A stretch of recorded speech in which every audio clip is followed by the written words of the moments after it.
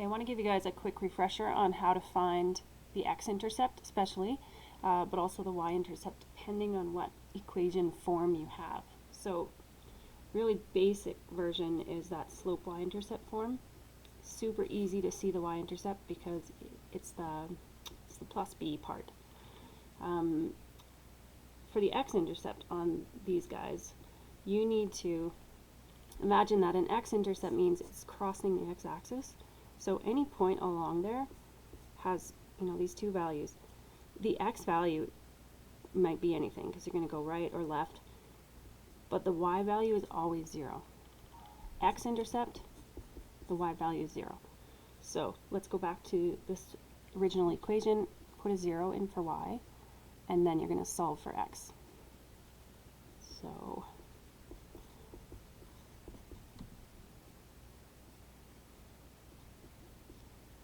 So the x-intercept here is a -7/2. Please leave it as a rational number, aka a fraction, because as soon as you divide that on your calculator, you have to do some rounding and you lose a lot of accuracy. Here's another example. We can easily see that the y-intercept is a -3/5. Oops. X-intercept is going to be a little bit trickier, but we're still going to set a y as 0. And then we need to solve for x. Okay, if you look at this situation, we've got some fractions. We want to get rid of what's in the denominator, so you need to multiply every term by those numbers. So I need to multiply this by a 5, but also by a 3. This term has to get multiplied by, I'll just put 15, which I derived from a 5 times 3, and then the other term. So we have a 0 equals 5x minus 9. Solve for x.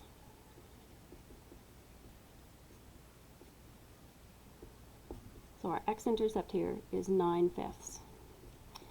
I want to point out to you how, as I start my work, I'm indicating what I'm solving, and then at the end I also put x-intercept so that anyone looking at my work knows exactly where I'm going, and then when I get there they know what that number means.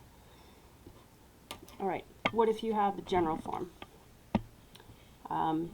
Same thing.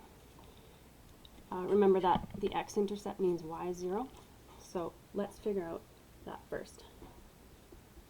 So we're going to set, wherever there's a y, we'll put a 0. And then we will solve for x.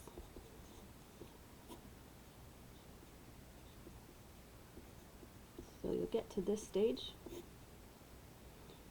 and you'll need to do some division, and leave it as a rational expression. And let's figure out the y-intercept. Remember, the y-intercept is at this point where x is going to be 0, and then you'll have a y value. So let's make x the 0. Going back to my original equation and just do some substitution. And we want to solve for y, but I want a positive y, so I'm going to move the y to the other side.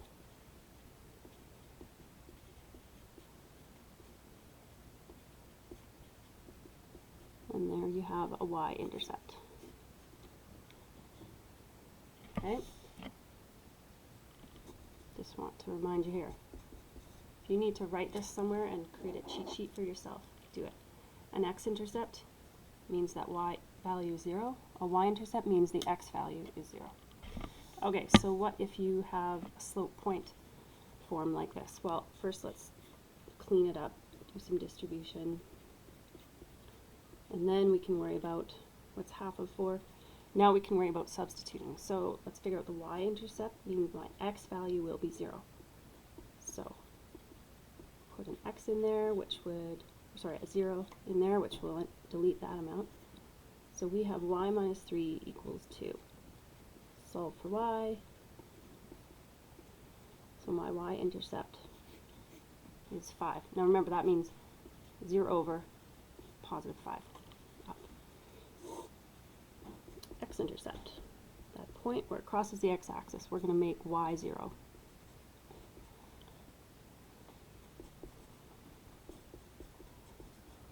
Alright, do our distribution. I know you just did this work, but do it again every time. Don't shortcut, because when I go to look at your work, it won't make sense to me because I was not in your head. Oh, we want to get x by itself, so this is what I'm doing. Negative 5 is half x. We want a full positive x, so we need to multiply all the terms by 2 so that we can have that magic canceling moment. So a negative 10 equals 1x.